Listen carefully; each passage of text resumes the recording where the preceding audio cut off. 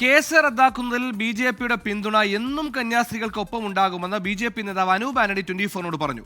ഛത്തീസ്ഗഡിൽ നിർബന്ധ മതപരിവർത്തനം പ്രശ്നമാണ്. കേരള ബി.ജെ.പി മതപരിവർത്തനത്തെക്കുറിച്ച് ചിന്തിക്കേണ്ടതില്ല. കന്യാസ്ത്രീകളുടെ അറസ്റ്റ് കേരളത്തിൽ ബി.ജെ.പിയെ ബാധിക്കില്ല. ക്രെഡിറ്റ് ആർക്ക് എന്ന ചർച്ച ഉണ്ടാക്കിയത് കോൺഗ്രസും CPI-ഉമാണെന്നും അനൂപ് ആന്റണി 24നോട് പറഞ്ഞു. ഛത്തീസ്ഗഡിലെ ഈ കന്യാസ്ത്രീകൾ അറസ്റ്റിലായ സമയത്ത് ആദ്യം ഛത്തീസ്ഗഡിൽ എത്തിയ ഒരു നേതാവാണ് അങ്ങ്. അതേസമയം ഇപ്പോഴും അതിലെ വിവാദങ്ങൾ, രാഷ്ട്രീയ വിവാദങ്ങൾ അവസാനിച്ചിട്ടില്ല. ബി.ജെ.പി എങ്ങനെ കാണുന്നു? ഇതിനകത്ത് ഞങ്ങൾക്ക് എന്തൊക്കെ ചെയ്യാൻ സാധിക്കും അതൊക്കെ ഞങ്ങൾ ചെയ്തിരുന്നു. അതിൻ്റെ ഒരു ഭാഗമായിട്ടാണ് ഈ ബെയിൽ ലഭിച്ചത്. അതിന് ഞങ്ങൾ കണ്ടിട്ടുള്ളത്, ഈ ഞങ്ങളുടെ സ്റ്റേറ്റ് പ്രസിഡന്റ് പറഞ്ഞിട്ടുള്ളത്, ലോകത്തിൻ്റെ ഏത് ഭാഗത്തും ഏതൊരു ആൾക്കും, ഒരു മലയാളിക്കും ഒരു ആവശ്യമുണ്ടെങ്കിൽ അതിന് സഹായമായിട്ട് ഞങ്ങളുണ്ടാവും. ആ രീതിയിലാണ് ഞങ്ങൾ ഇതിനെ കാണുന്നത്. അതുകൊണ്ട് ഇതിനെ ഒരു കോൺട്രവേഴ്സിയുടെ ഒരു ഇതിനകത്ത് മാത്രം തളച്ചിടാൻ ആരും ശ്രമിക്കരുതെന്നാണ് ഞങ്ങളുടെ അഭ്യർത്ഥന. ഇനിയും കേസ് ബാക്കി നിൽക്കുകയാണ്, അത് ഇതുവരെ റദ്ദാക്കിയിട്ടില്ല. അതിന് തുടർ നടപടികൾ ബി.ജെ.പിയുടെ ഭാഗത്തു നിന്നുണ്ടാകും.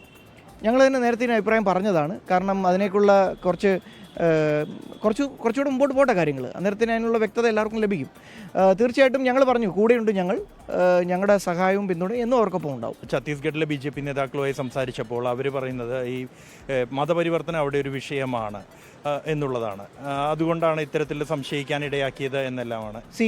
ഛത്തീസ്ഗഡിൽ ഈ നേരത്തെ പറഞ്ഞ പോലെ നിർബന്ധിത അല്ലെങ്കിൽ കോയസ്ഡ് കൺവേർഷൻ എന്നുള്ളൊരു പ്രശ്നം ഉള്ളതുകൊണ്ടാണല്ലോ കോൺഗ്രസിൻ്റെ കാലത്ത് മുതൽ തന്നെ അവർ ഇങ്ങനൊരു നിയമം കൊണ്ടുവച്ചിരിക്കുന്നത്.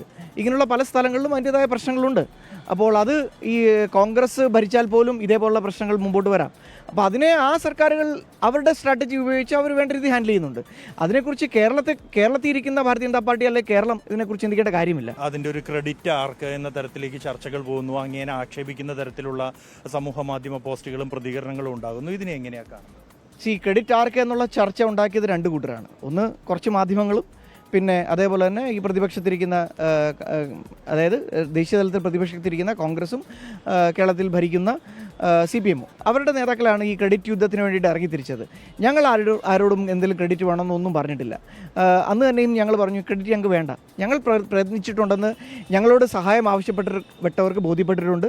അത് മതി ഞങ്ങൾക്ക് ധാരാളം. ഞങ്ങൾക്ക് വേറെ ആരുടെയും ഒരു സർട്ടിഫിക്കറ്റോ ക്രെഡിറ്റോ ഒന്നും വേണ്ട. ജോഗീർ സിംഗിനൊപ്പം ബൽറാം നെടുങ്ങാടി, 24 ഡൽഹി.